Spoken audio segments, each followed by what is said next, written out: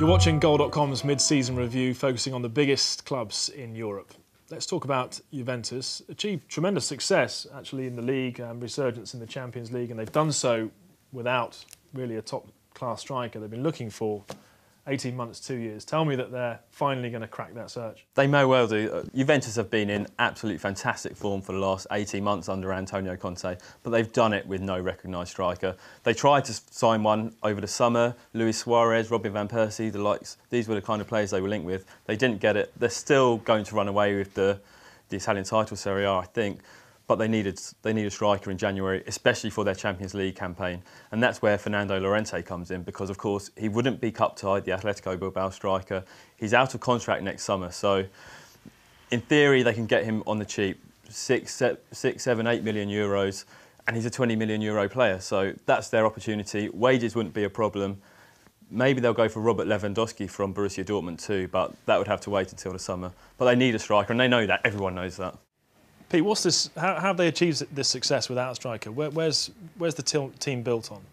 Well, for me, it comes down to the Conte factor. You know, you go back to the great Marcello Lippi Juventus sides through the 90s, and they had this almost invincibility that they were never beaten in games. You know, almost what like Manchester United have. You know, they come back to draw, they come back to win, and I think Conte has reinforced that from the sidelines to the team. So I think the team was greater than the sum of its parts last year, but they've made improvements, and right now they are the best team in Italy, composed of probably the best individuals also. I think defensively they've been excellent. I think we have to say, you know, led by Chiellini, Bonucci and Bazzali.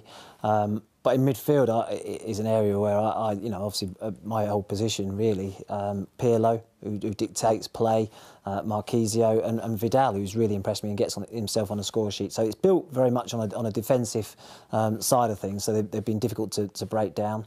Obviously, the manager's back on the sideline, which I think has made a big difference to them as well, or will make a big difference to them. They lost a couple of games while he was banned from the sidelines. You know, it's amazing what a difference that can make. You know, not every manager is on the training field, you know, every day, but as soon as they do come out, you get that sense of a bit of a lift in tempo amongst the players because they know he's the main boss man. So while he's been away from being able to take the team, I think that, you know, players can, I guess, you know, I'll say take their eye off the ball a little bit because, you know, they know that the guy in charge isn't necessarily the main man. So that'll make a difference that he's back. But it's built on a great defence. Pete, Matt's talked about the success they've had while Antonio Conte's been on the sidelines since the beginning of the season until just now. That shows they've got the platform there already. What sort of system do they play? How are they doing it? Absolutely, Murray, you're right.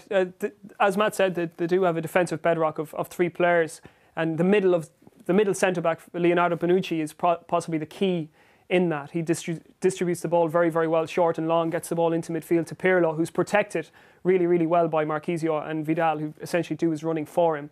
And then you've got Kwadwo Samoa as your left wing-back and Stefan Lichtsteiner as your right wing-back. So there is this trend in Italy at the moment to go 3 at the back, and it all comes off what Juve are doing. Juve are right now, along with Napoli, I would say the most effective proponents of the 3-man defensive system.